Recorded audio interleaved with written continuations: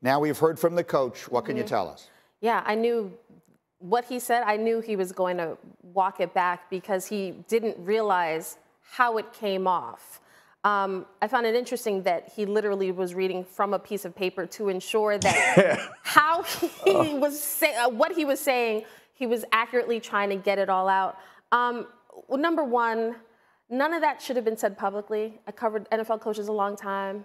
They lie, they hide stuff, they don't tell us everything. So why this particular detail about Eric Bieniemy and players being uncomfortable and players complaining had to even be said out loud, I don't think it was necessary. But if you're gonna be that transparent, then you gotta make sure that as the head coach, you tell your players, I brought this man in for that reason, for you to be uncomfortable, because what we were doing last year wasn't cutting it. Instead of saying, well, I encourage the players to go talk to Eric specifically so that they can voice their opinions, that they're having a hard time. They should be having a hard time because their best is not your best.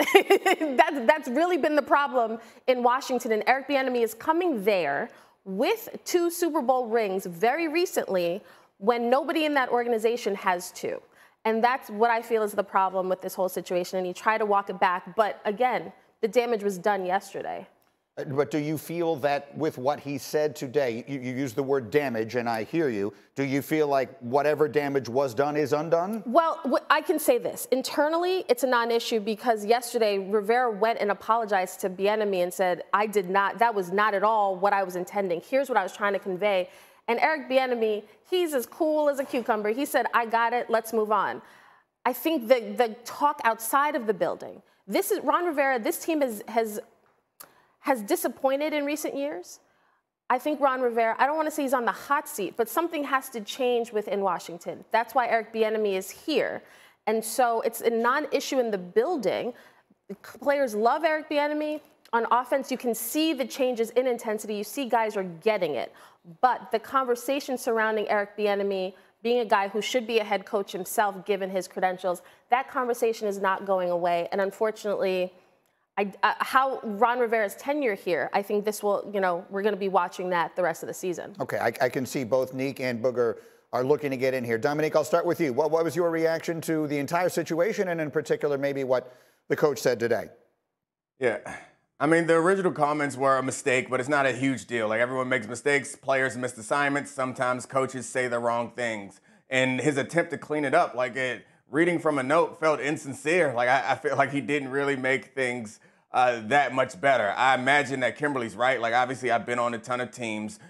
These sorts of things seem bigger outside than they are on the inside. But the fact of the matter is it shouldn't have been that hard to do this right the first time. Mm-hmm. It's not a complicated test that Ron Rivera had to pass. It's disappointing that it's come to this, and it's not a huge deal, but why can't you just come out and say, I messed up? I don't know. Just the note, reading from the note didn't feel sincere. It felt uncomfortable for me. I didn't love any of that. I'm sure we won't be talking about this in a week. It will be a non-issue in there. But the one thing that was weird to me is he's been around football for a long time, Ron Rivera, that is.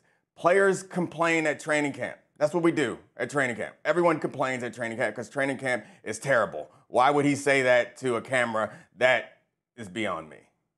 Booger, go ahead. Well, to your point, Neek, you're right. Players complain all the time. And to our earlier point in last hour, he was answering the question, and Ron Rivera probably thought, you know what? This is normal training camp. This is not a big deal. Let me just answer the question and let everyone on the inside about how tough it is. And to me, Greeny, sometimes the explanation can make it worse. And watching Ron Rivera, who's been a head coach for a long time, read from a note to try to make sure he said the right thing, to me, that made the whole situation worse. This really wasn't a big deal to me, other than, as Nick said, the players are complaining. Yeah. The players are a little bit soft right now. It's a new style. They're in shock. This is not a big deal. But watching Ron Rivera try to clarify from a note, now I'm concerned a little bit more than I was last hour when we were just having a little fun with it. Made it because worse. You're a head coach. Why do you need to read from a note to clarify a point that you said that you made a mistake on? What's the note for? So I'm even more confused now after seeing the explanation. The fact that Ron Rivera somehow made it worse and Booger is more concerned I find it hysterical, unfortunately, especially because in the building, they are good. But I think Ron Rivera was trying to ensure that he did not put his foot in his mouth again. So that's why he came prepared with the talking points. Except when you do that, it does come off like it's not genuine, it's not from the heart, you're not speaking from the cuff. Like if he had just said, listen, I messed up yesterday.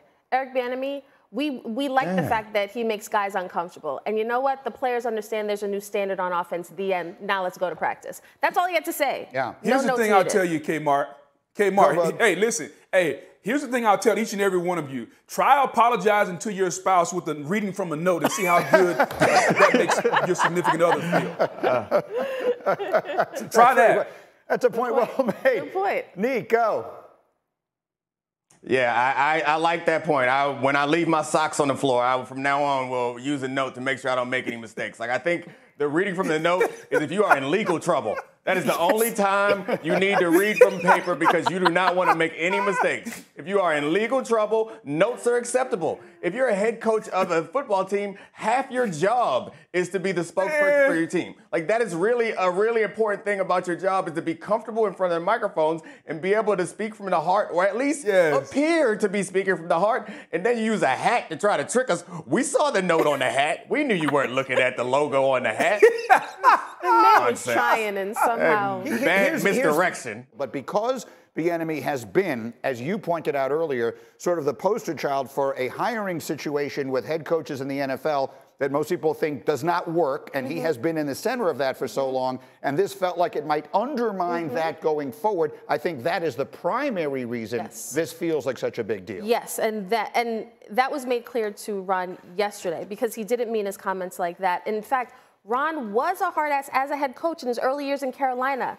He was sort of Eric Bieniemy style. And then over the years, as he, going through the head coaching process and you have to evolve and you have to adapt to certain players, I think his larger message is, it's camp.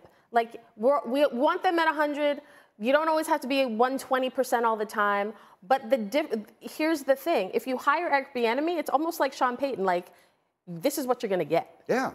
I think the answer to the original question when the reporter asked the question, hey, has there been some sort of culture shock? The answer is yes, and we love it. I mean, yes. and I'm sorry. Also, like, obviously, Ron Rivera is a head coach, and like I said earlier, people make mistakes, and that's okay. Obviously, he's a head coach. He knows more about head coaching than I do. But what I would expect from my head coach in that situation is if a player came to me and said, hey, the offensive coordinator is working us too hard, then the head coach will back the offensive coordinator, not say, hey, why don't you go talk to him? Say, oh, you're getting worked a little too hard? You know where they not working you too hard? The Walmart down the street. If you want to go work there, go work at the Walmart down the street. But you know what? We were bad at offense last year, and you know how you get better? You work hard. I got Ron's back. I mean, I got Eric's back. But instead, Ron Rivera was like, go talk to him. I don't know. See how he feels about it. Are you the head coach or not? It is an interesting topic. Again, you heard from the coach. You can draw your own conclusions when it comes to that. So that's my list of the top 5 quarterbacks I think likely to jump in here. Geno and then Justin Fields, Deshaun Watson, Tua, and Trevor Lawrence at number 1. Dominique, what do you think? Yeah, I love your list. I think it is properly ordered. However, I would put some other names on that list. Like I really like Bryce Young, which maybe I'm reaching right there, but that team was not a team that was built like it should have the number 1 pick. They traded up for it. They're a talented team, got a new, pretty interesting and accomplished coaching staff, and a quarterback that is not the prototypical size, but has the ability, decision-making accuracy that I think could surprise some teams. All right, so in his rookie year, not Dominique featuring or projecting really good things. What do you think, Bug? Green, I think it's a good list. I'm sold on 4 of the 5 because those 4 have shown that they can do it. Right now, we're projecting what Justin Fields can do because, I mean, let's be honest, other than the highlight runs, as far as him playing quarterback and throwing the football, he was bad last year. So I need to see him do it before I can be confident and put him in the same realm as the other guys, because we've seen Trevor and Tua and Deshaun Watson was the top 5 player before the off-the-field issues, and Geno Smith, Dominique, won the trivia with him throwing 30 touchdowns. So we've seen them do that. I haven't seen Justin Fields do this other than a lot of highlight runs, and I got to see it before I can add him to this list. You know what, Greeny? I knew this show could not end without Booger being the wet blanket. Oh, Justin Fields, he wasn't good. He had nothing. The guy had nothing. So the fact that we got highlight runs and highlight reels from him is a win.